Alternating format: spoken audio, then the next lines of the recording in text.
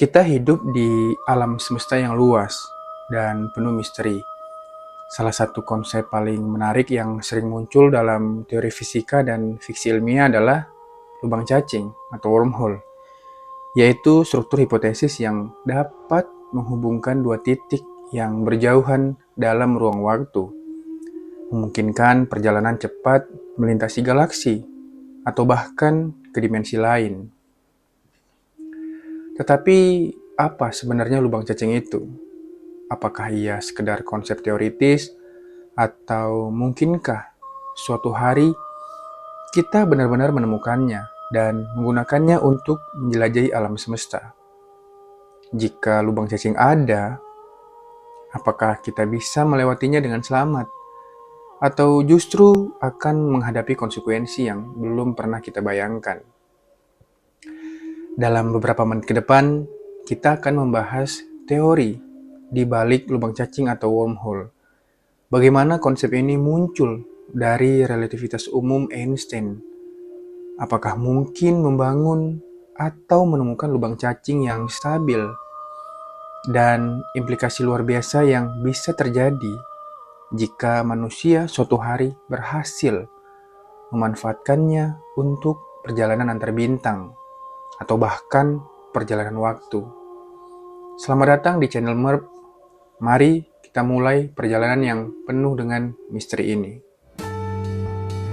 I always do this to myself. I always sacrifice myself. Oh darling. Lubang cacing pertama kali muncul dalam teori relativitas umum Einstein pada tahun 1916.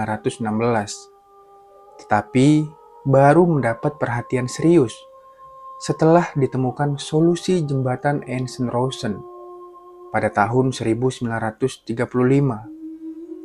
Ini adalah model yang menghubungkan dua titik dalam ruang waktu melalui sebuah terowongan seperti jalan pintas kosmis.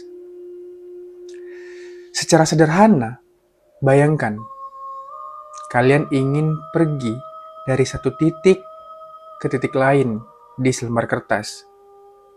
Cara biasa adalah dengan menelusuri garis lurus di sepanjang permukaan. Tetapi jika kalian bisa melipat kertas tersebut dan menusukkan pensil melalui keduanya, kalian akan sampai lebih cepat. Nah, itulah konsep dasar lubang cacing. Bukan sekedar bergerak lebih cepat, tetapi memanfaatkan geometri ruang waktu untuk memangkas jarak perjalanan. Ada dua jenis lubang cacing utama yang sering dibahas dalam teori fisika. Yang pertama, lubang cacing Schwarzschild. Ini adalah bentuk awal dari lubang cacing yang muncul dalam solusi relativitas Einstein, tetapi tidak bisa dilalui karena terlalu tidak stabil. Lalu yang kedua, lubang cacing traversable atau yang bisa dilalui. Model teoritis yang memungkinkan perjalanan melalui lubang cacing tanpa runtuh, tetapi membutuhkan materi eksotis dengan energi negatif untuk tetap terbuka.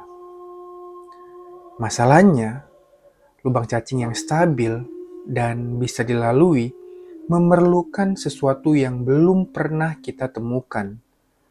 Materi eksotis yang memiliki sifat aneh seperti tekanan negatif atau energi negatif. Tanpa materi ini, lubang cacing akan langsung runtuh begitu terbentuk. Jika kita benar-benar bisa menggunakan lubang cacing untuk perjalanan, ada beberapa hal yang menarik yang bisa terjadi. Salah satunya adalah kemungkinan perjalanan waktu. Menurut teori relativitas Einstein, ruang dan waktu adalah satu kesatuan dalam ruang waktu 4 dimensi. Ini berarti jika dua ujung lubang cacing mengalami efek relativistik yang berbeda. Misalnya, satu ujung berada dekat lubang hitam atau bergerak sangat cepat, maka perbedaan waktu di antara keduanya bisa terjadi. Ini membuka kemungkinan bahwa seseorang bisa masuk ke lubang cacing dan keluar di masa lalu atau bahkan di masa depan. Namun, ini juga menimbulkan berbagai paradoks waktu, seperti paradoks kakek. Jika seseorang kembali ke masa lalu dan mencegah kakeknya bertemu neneknya, maka dia seharusnya tidak pernah lahir. Yang kedua, paradoks konsistensi Novikov menyatakan bahwa meskipun perjalanan ke masa lalu dimungkinkan, peristiwa yang menyebabkan perjalanan itu tetap harus konsisten dalam sejarah. Selain itu, ada juga efek potensial lain yang bisa terjadi di sekitar lubang cacing, seperti radiasi Hawking atau distorsi ekstrim pada ruang waktu yang bisa menghancurkan apapun yang mencoba melewatinya. Secara teoritis, ada beberapa cara yang bisa membuat lubang cacing stabil dan mungkin digunakan untuk perjalanan antar bintang. Yang pertama, materi eksotis. Seperti yang disebutkan sebelumnya, ini adalah bahan yang memiliki energi negatif yang dapat mencegah lubang cacing runtuh. Saat ini, materi eksotis hanya muncul dalam bentuk efek kuantum yang sangat-sangat kecil, seperti efek Casimir, tetapi belum dalam jumlah yang cukup untuk digunakan secara praktis. Yang kedua, lubang cacing kuantum. Beberapa teori dalam fisika kuantum dan gravitasi kuantum menyatakan bahwa lubang cacing mikro bisa terbentuk pada skala sangat kecil dalam busa kuantum di tingkat Planck. Jika kita bisa memperbesar lubang cacing ini, mungkin kita bisa menggunakannya untuk perjalanan makroskopis.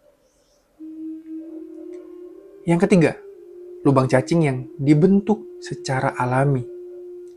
Beberapa spekulasi menyatakan bahwa lubang cacing bisa terbentuk secara alami dalam medan gravitasi ekstrim, seperti dekat lubang hitam, atau dalam struktur ruang waktu skala besar di alam semesta.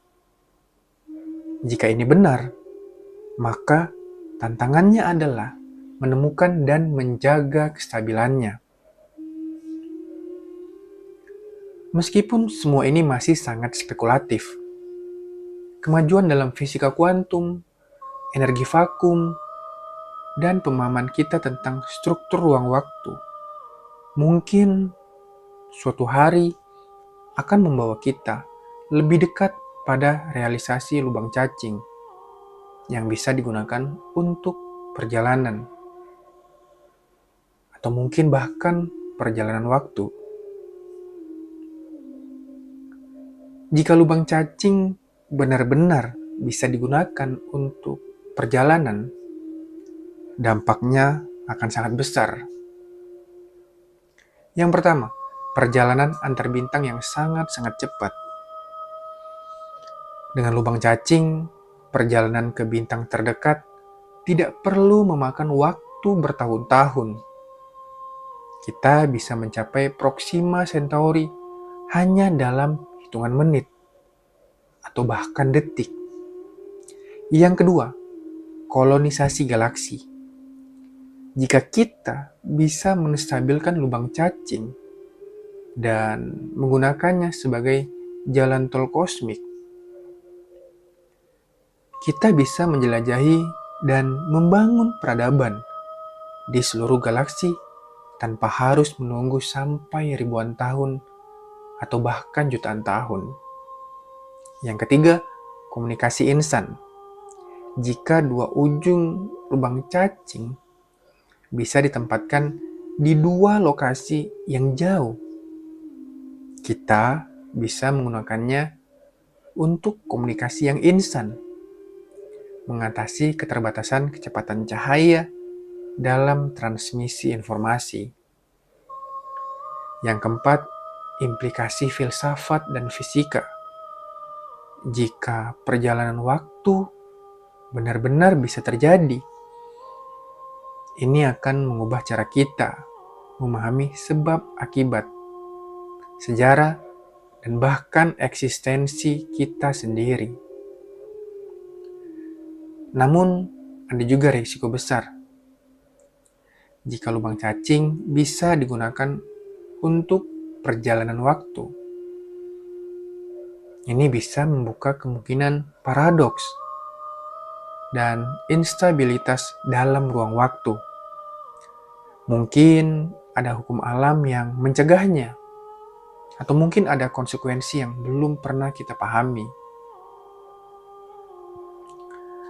Lubang cacing adalah salah satu konsep paling menarik dalam fisika teoritis.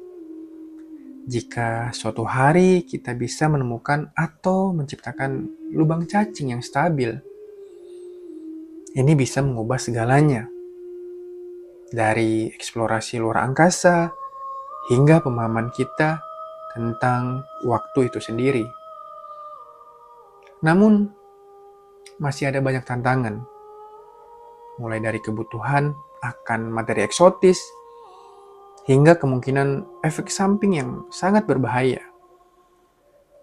Ya, sejauh ini lubang cacing tetap menjadi misteri yang belum terpecahkan.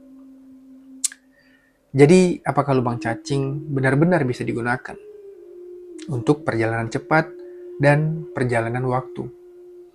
Ataukah mereka hanya sekedar keanehan matematika dalam persamaan Einstein yang tidak bisa diwujudkan dalam kenyataan? Bagaimana menurut kalian? Apakah kita suatu hari bisa menggunakan lubang cacing untuk menjelajahi kosmos atau bahkan galaksi? Atau apakah ini hanya impian yang tidak akan pernah menjadi kenyataan?